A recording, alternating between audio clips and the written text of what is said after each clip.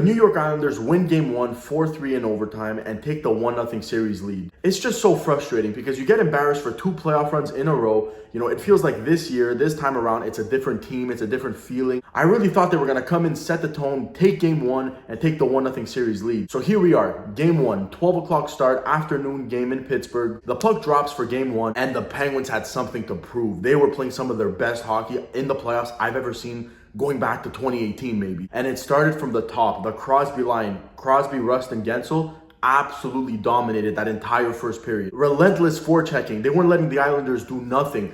Complete opposite of the 2019 series. And it started with 2 players for me. Sidney Crosby, Chris Letang. Those should be your 2 best players, and Evgeny Malkin, but he was obviously injured. But those 2 guys should be your best players, and they were tonight the entire game. They set the tone. Like I said, Crosby was dominant, and Chris Letang playing some of his elite hockey. Defensively, offensively, complete opposite of last year and in 2019 where he was costing us defensively and he didn't have any offense to show for it. So as the first period moves along, the Penguins continue to dominate. They get a power play. They spend the entire 2 minutes in the Islanders zone. They pretty much did everything but score. Down come the Islanders. Kyle Palmieri, their newest addition from the deadline, comes in, rips one top corner. It beats Tristan Jarry glove side, and a lot of fans, including myself, said that needs to be stopped. But you know what? It's one of those goals where it's like, all right, it's the first goal of the game. We're in the first period. So much can happen. We still have a lot of game left. So let's just forget about it. Let's keep it moving. Penguins are playing good hockey. If they play like this, they're bound to score too. It starts from Rodriguez in the corner, shoots, it's blocked, goes to Freddie Gaudreau, who shoots, gets blocked as well, gets his own rebound and snipes it for his 4th goal in 9 career playoff games. What a player Freddie Gaudreau is, man. I cannot believe he didn't start on this team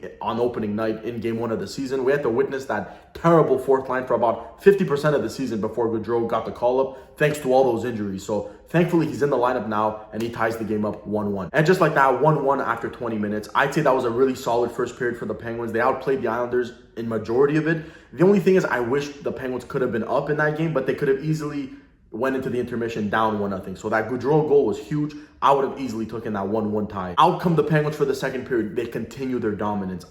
When I saw the Penguins hit the ice on that second period, I was certain they were winning this game. The way they were playing, it seemed like they wanted that revenge from 2019. Every line getting in on it, from the Crosby line. Then comes out Carter with the second line. Then comes in Gaudreau with the third line. And then Czar, Bluger, and Tanev for the 4th line. It's just constant coming at you. Brian Dumoulin takes a harmless point shot, tipped by Sidney Crosby. The Penguins get their first lead of this playoffs.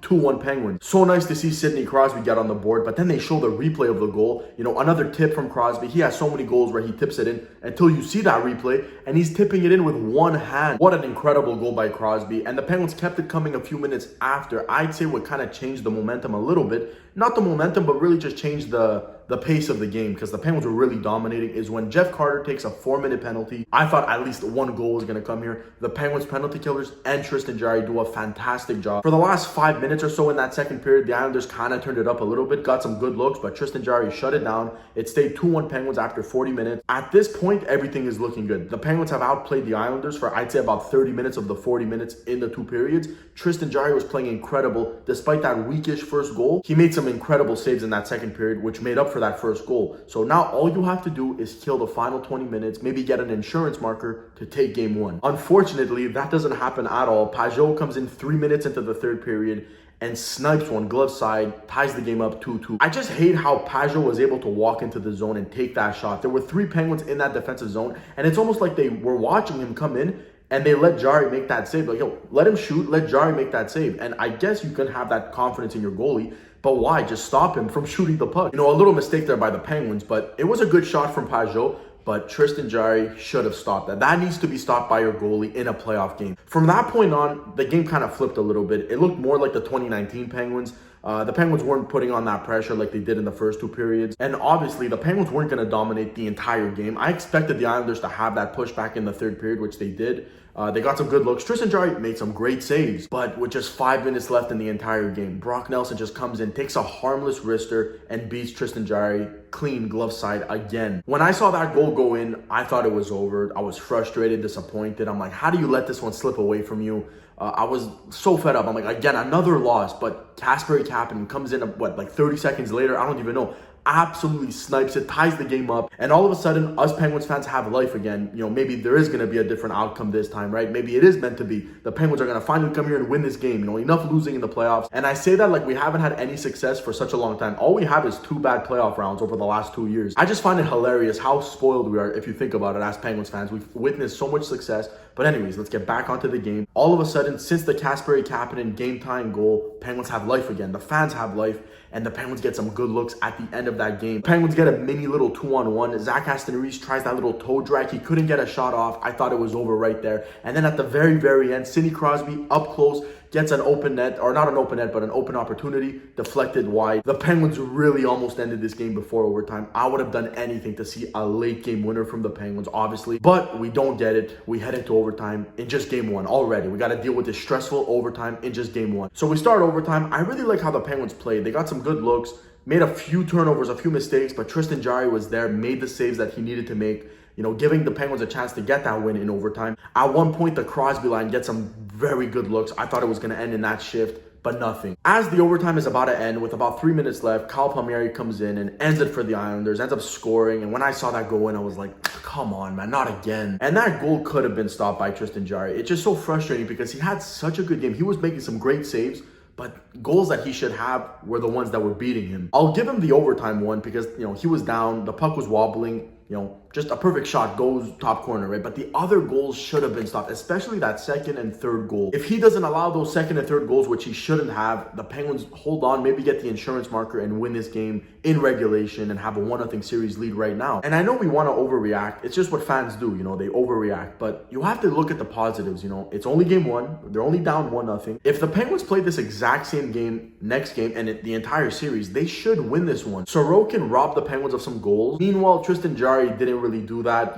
He played great up until, I'd say, the third period. Once he allowed those 2 goals, and especially including the overtime winner, because I think if he didn't allow the overtime winner and the Penguins went on to win the game, overall, that's a good game. Yeah, the second and third goals were very iffy, but he made a lot of good saves and the Penguins win the game. So, you forget about the negative when you win the game. But because you lose the game and that overtime winner was a bit iffy, should have stopped it. You look at it and overall, it's a bad game by Tristan Jarry. And that's the thing. You got to give him a chance to bounce back, which is why I'm very interested to see how this series plays out. Because if we're getting this type of goaltending from Tristan Jarry, I don't think the Penguins win this series. But if we get just a little bit better goaltending and the Penguins play how they played today, I think they can win the next game and possibly the series. But for me, they're going to need Tristan Jarry just to be a bit better. But overall, the game was solid. They dominated. They got some good looks. Whatever, you lost in overtime. It happens. You're not going to win every game.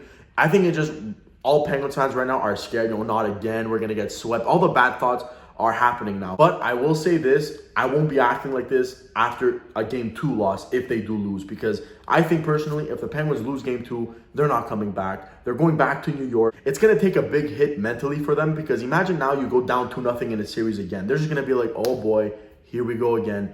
And going on the road, I don't think they could, because this team is still good. They could come back, but I think game 2 is you need to win game 2. Enough is enough. No excuses. You got to come out, play like you did in game 1, and even better, take game 2. Like I said, no excuses. There's we played good, but we lost. No excuses. You got to come in there and win that game. And that's about it. Let me know how you guys are feeling about this game. I know a lot of people are panicking. I saw a bunch of comments throughout my Twitter and Instagram. But throw me your comments in here. Do you think the Penguins still have a chance to win this series? What should they do different in game 2? Throw all that good stuff in the comments. I want to read what you guys have to say. And as always, thank you guys so much for watching. I'll be here at the end of game 2, hopefully after a big win.